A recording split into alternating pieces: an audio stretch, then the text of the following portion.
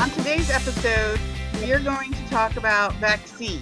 There's been a lot of disinformation, misinformation, who knows what goes on social media and in everyday conversations. And so Dr. Larry and I want to take a moment out of the rest of the show to have a conversation about how vaccines work and do a little bit of myth busting. So without further ado, Dr. Larry, who you've all seen before, is a classmate of mine from when we did our doctorate of health science, and he's been a practicing PA for more than 12 years up in Massachusetts. Hi, Larry. It's nice to see you. Hi, Dr. Rebecca. Good seeing you again.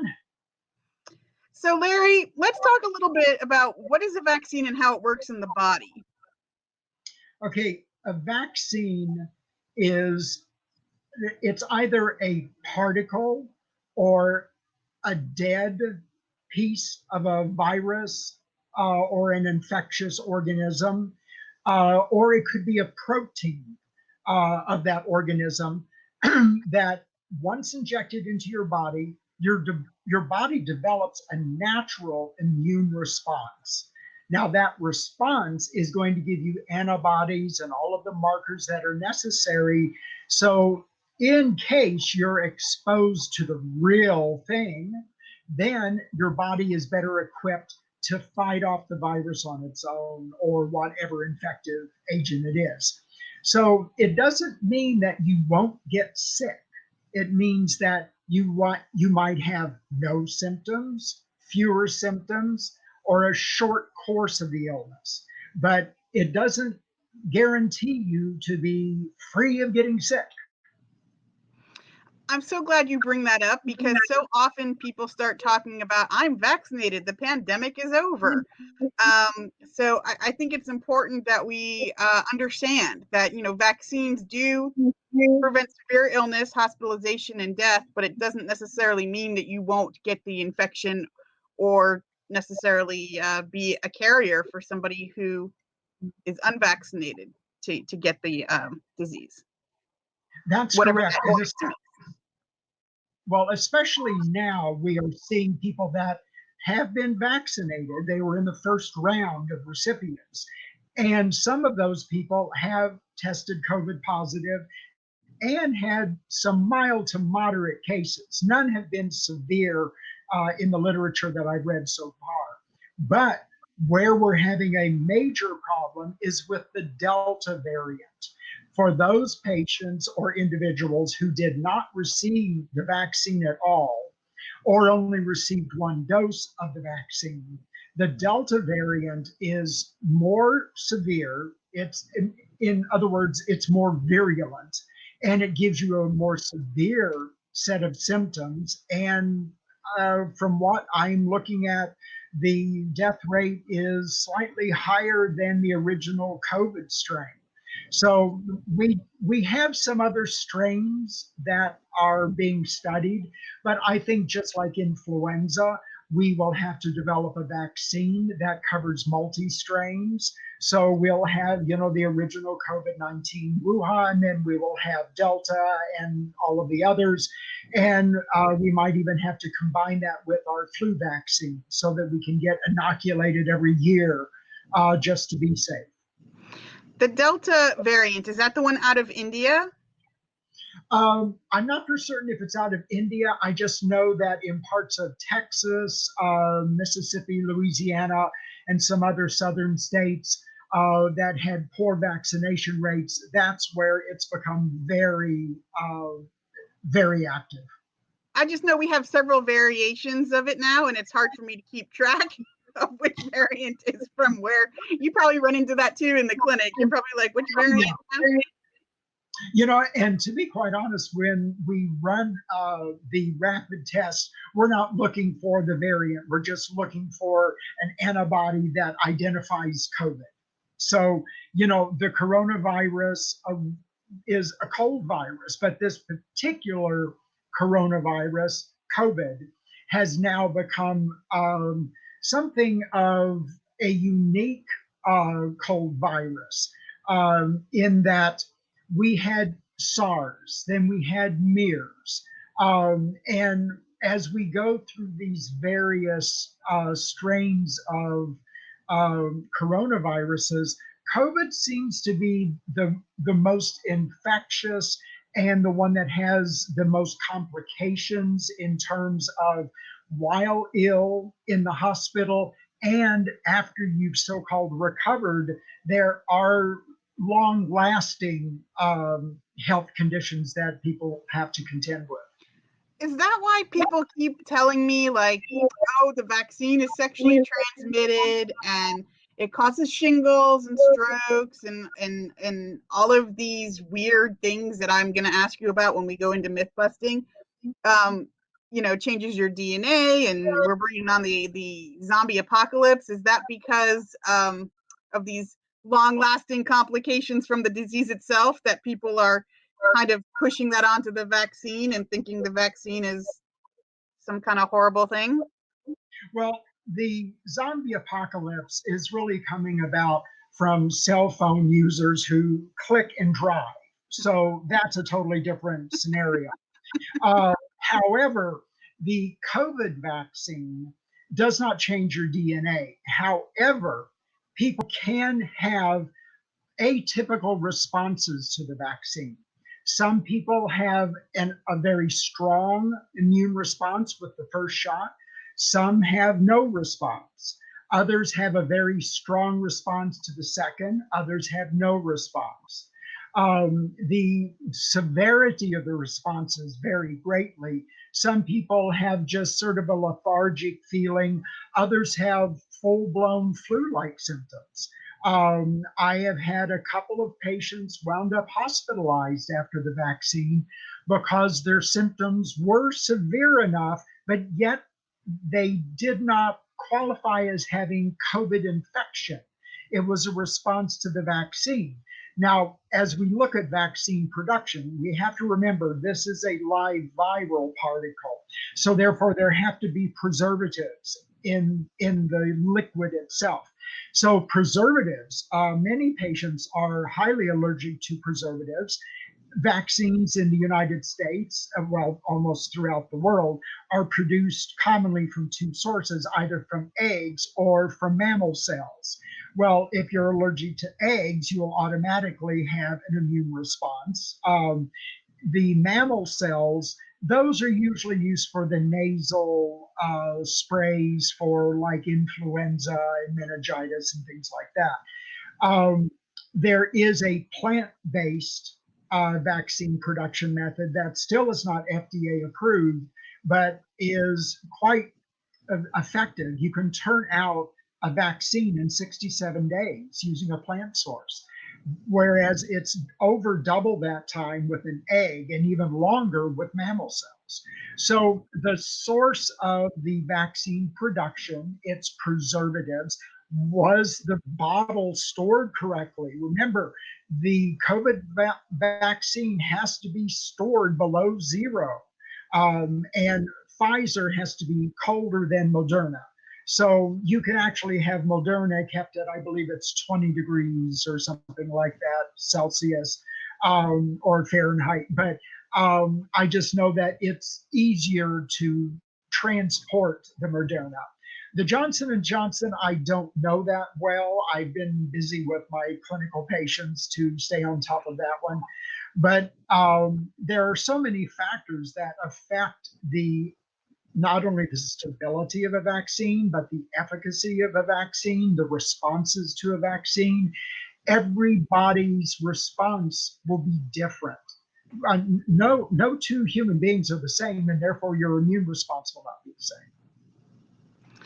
Yes, and as I was starting to tell you earlier, so people know that we do this show, and they knew we were getting ready to have this episode, and I had several people ask me a bunch of questions about. So first of all, the adverse reactions that we've been talking about. Do you think those numbers are accurate, or do you think that people are the pharmaceutical companies or anybody's fudging that data? Well, I hate to say it, Mr. Vioxx, I look at all pharmaceutical data with a big question mark. So, yeah, I mean, we have to rely on the results that are being reported to us, but there's also such inaccuracy in reporting. Now, you have to remember the controlled studies that are done by a pharmaceutical company to meet FDA requirements are rather stringent. So it's less likely there's going to be an inaccurate, a grossly inaccurate amount of data in there. However, anything that comes in from an outside source, say, such as hospital reporting, nursing home reporting, public clinic reporting, all of those things can be wildly inaccurate. Death rates, to be quite honest, have not been accurately reporting death rates. And there are several reasons for that. You could have been hospitalized with COVID, discharged, and then 7 days later developed a DVT through a pulmonary embolus and died from the blood clot. But the blood clot was a side effect of the COVID infection.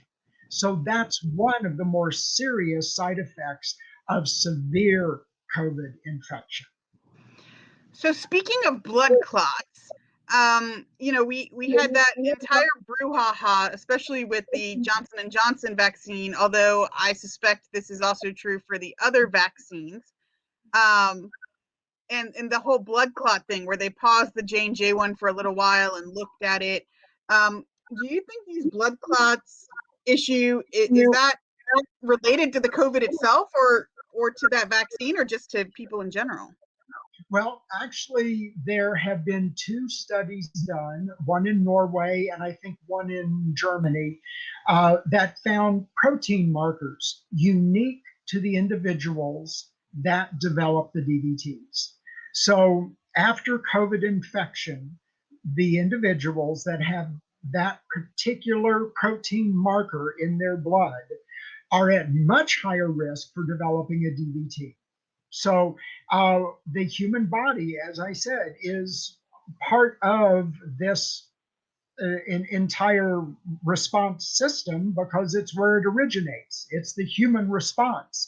So if you have a protein marker that is different than a protein marker from someone else, well, you could be at higher risk if you have that particular protein marker for developing a DVT after COVID infection.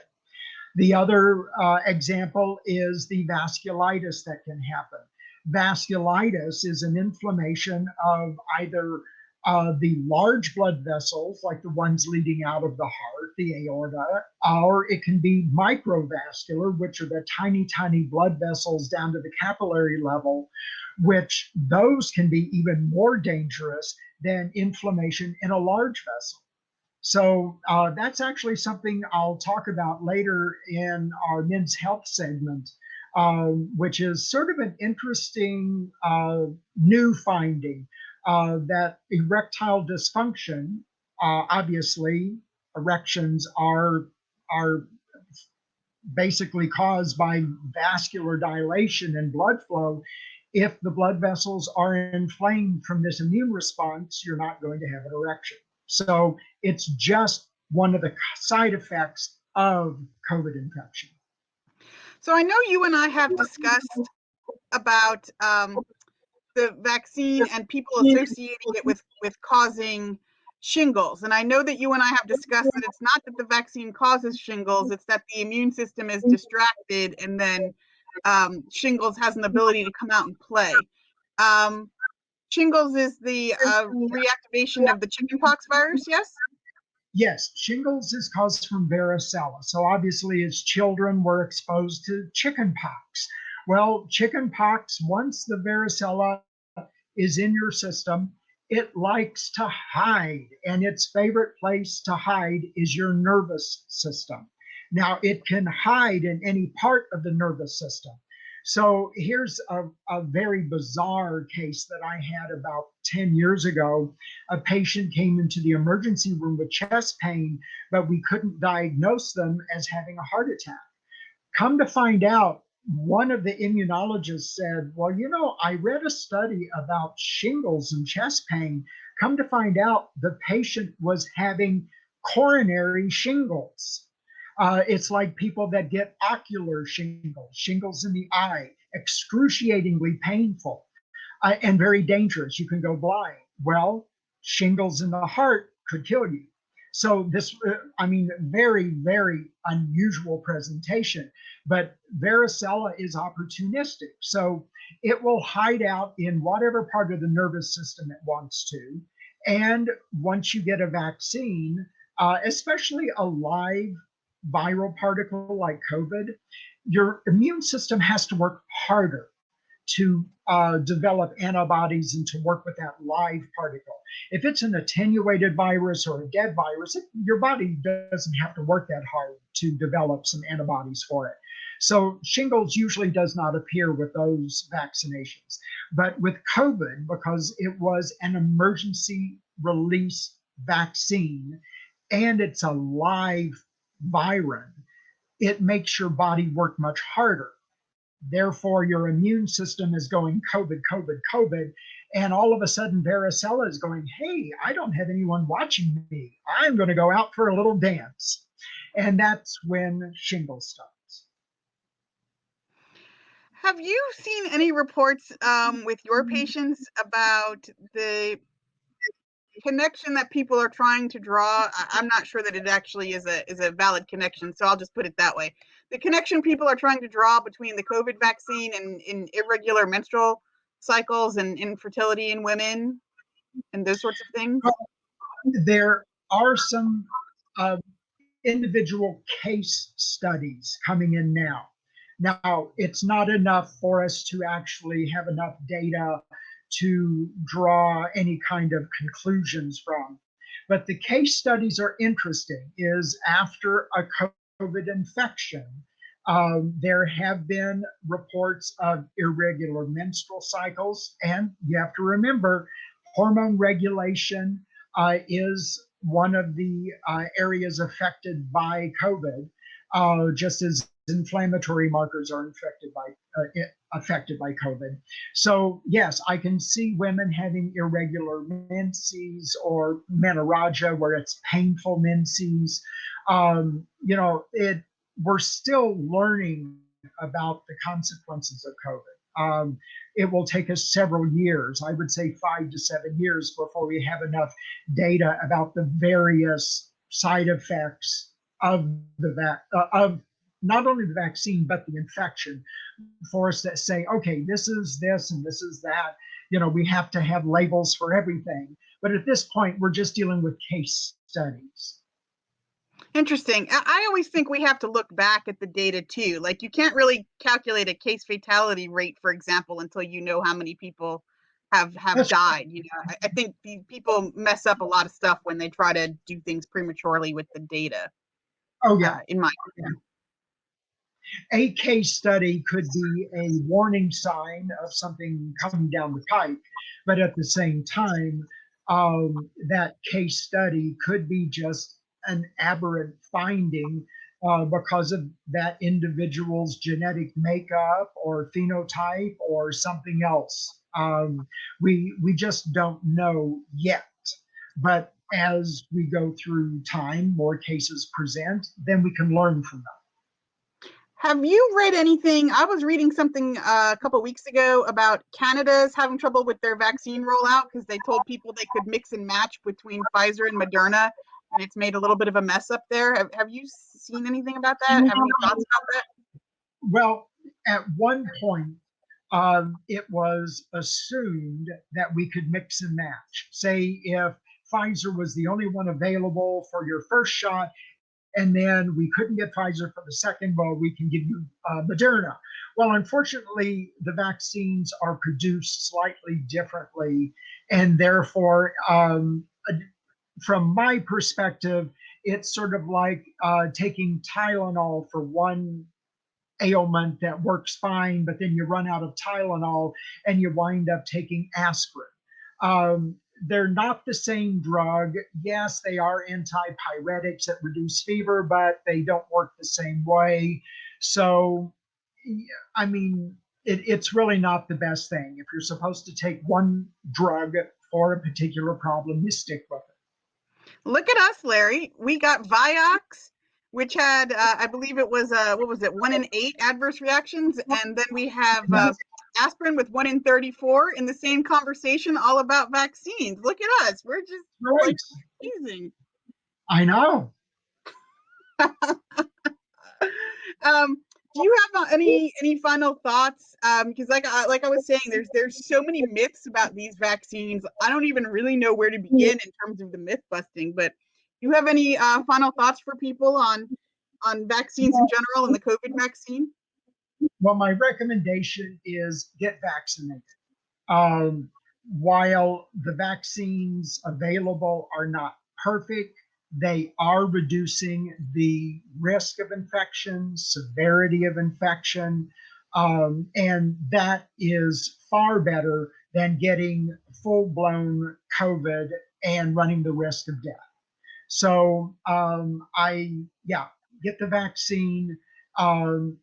Still, I think use your common sense. Social distancing, wash your hands, wash your hands, wash your hands, and wear a mask when you're in public places like the grocery store or a shopping center like Walmart.